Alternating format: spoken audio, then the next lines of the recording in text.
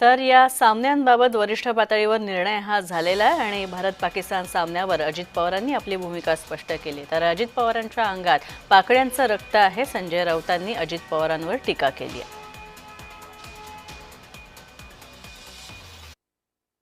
खेळात अशा गोष्टी आणू नये असा म्हणणारा पण वर्ग आहे, खिलाडूपणाने खेळाकडे बघावं असा म्हणणारा पण वर्ग आहे।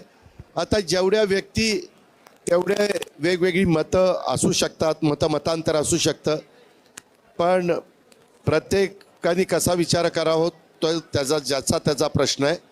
पण सामना होणार आहे अशी माझी माहिती आहे आणि त्याच्याबद्दल ज्या स्तरावर निर्णय घ्यायचा असतो त्या स्तरावर निर्णय घेतला गेलेला आहे। हो, तो पाकिस्तानीच आहे, अर्धा पाकड्याच आहे तो। अजित पवार जर असं बोलत असेल तर त्याच्या अंगातलं रक्त पाकड्यांचं रक्त आहे, कळलं?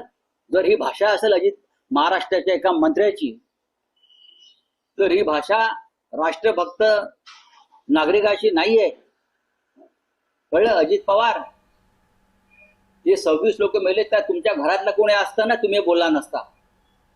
त्या 26 मृतांमध्ये जर तुमच्या घरातलं जर कोणी असलं की तुमचा एखादा ठेकेदार जरी असला ना त्याच्यातला, तरी तुम्ही बोलला नसता।